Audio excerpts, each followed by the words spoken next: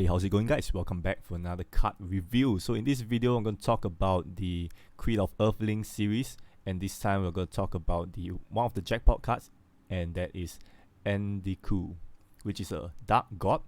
Alright, so I'm quite sure this is the 1% card of the entire series. Alright, so let's take a look at his card as a whole, and then I'll give my first impression of this particular card. Alright, so let's take a look at the leader skill. Team consists of only dark members, so it's a solely dark playstyle. Team attack times 5. If there's no dark runes dissolved in the first batch, damage received minus 25%. This is kind of extra stuff, right? Which means that for the first few battles, if you want to store your CD, you can not dissolve dark runes and then have that damage reduction. Right, so take note that this is a leader skill, so a leader and ally, that's going to be more than 25% damage reduction. Right, so that's going to help you in terms of the CD storing and all this thing. Alright, so on top of that, point number 3, hard runes possess effect, 50% effect of dark runes. Right, so there's always a plus. So you not only just attack using dark runes, hard rune actually assists you in the damage as well. Right, so point number 4, when there are 5-star, 6-star, as well as 7-star monsters in the team, you get this extra bonus, which is team attack, HP, recovery times 2 additionally. Right, so times 2 is a very massive boost, right? So definitely fulfill this condition. And number 2, extend rune movement time regardlessly by 2.5 seconds. Alright, so remember, take in consideration that this is only the leader skill, and if you play leader and ally, that's gonna be a lot of boost. Alright, times 2 on just leader itself, so you can expect like a super massive amount of HP. So it's pretty much like a times 4 kind of thing if you play leader ally, right? So that's pretty massive. Okay, so let's move on to the team skill. Alright, so moving on to the team skill, let's take a look at point number 1. The first 5 runestones to be dropped in the first batch in the columns below 5-star and 8-star monsters will be dark runes. Alright, and then number 2, the first 5 runestones to be dropped in the first batch in the column below Enkidu will be enchanted heart, sorry. So you can kind of see like the leader ally column is going to drop enchanted heart runes, and then the 5-star and the 8-star monsters is going to drop dark runes, right? So you can see that this is a very fixed kind of sky drop, so you will want to position your 5-star monster and your 8-star monsters to somewhat in favor of your spinning style. Right, for me, I usually spin from the left to the right.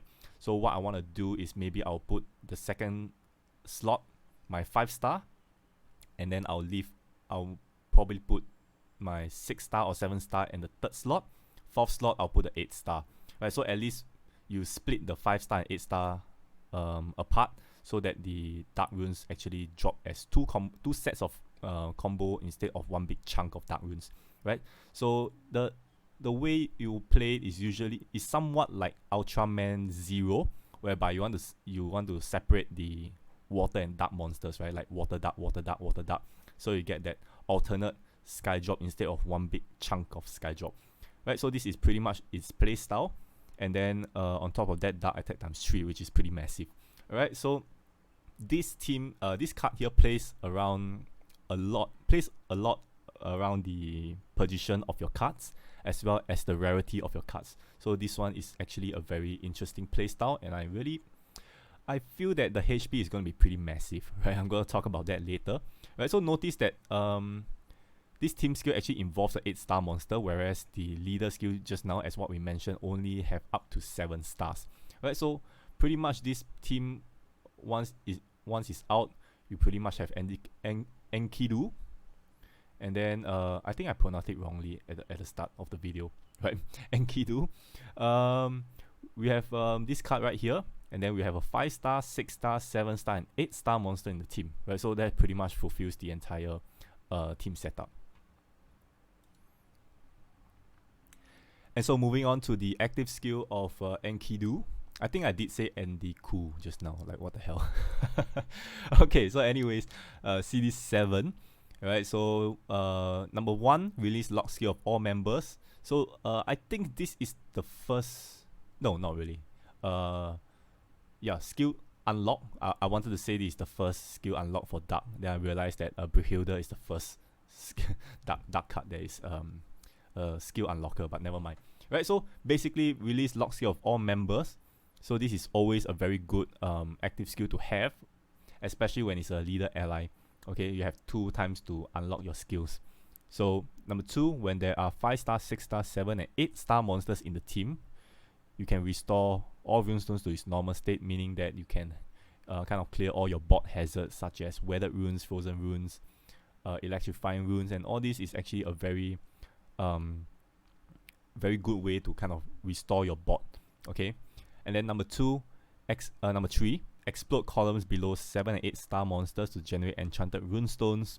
So this is kind of an extra thing, right? So because you restore all runestones to normal state, which means that you have a whole bot of non-enchanted runes, right? So after that, you just explode columns below 7-star and 8-star as well to generate enchanted runes once again. So you can kind of bypass such skills like enchanted shield and stuff like that, but not so efficient if you were to kind of encounter enemies that kind of does 0 damage if you dissolve enchanted runes, right?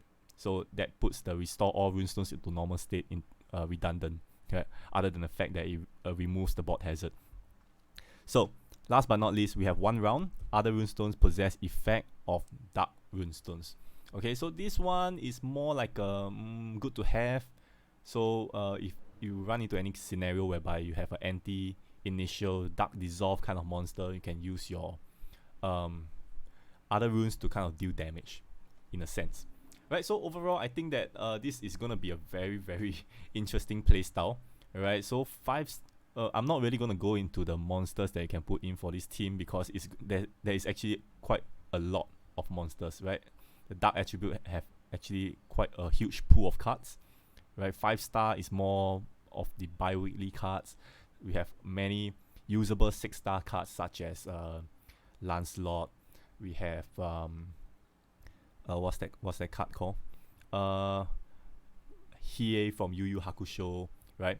7 stars, we have plenty as well. 8-star is more like the seal bosses, right? I more or less recommend cards like Chaos, so they have that extra stat boost on top of the ×2, ×4 HP boost you see in the leader skill. Right, so it's going to be a very tanky team. Right, so I'll probably go through more of the team members during the live stream of this card draw. Right, and then after that I'll go into in-depth of the members for this card right here. Right, so overall, it's going to be a pretty interesting playstyle. I think that it's going to be very strong as well. Right, and it also very dependent on what team members you put in for this card. Alright, so do look forward to this card being released, and then let me know your comments, your opinion in the comments below as well. And then after that, I'll see you guys in the next video. Bye bye.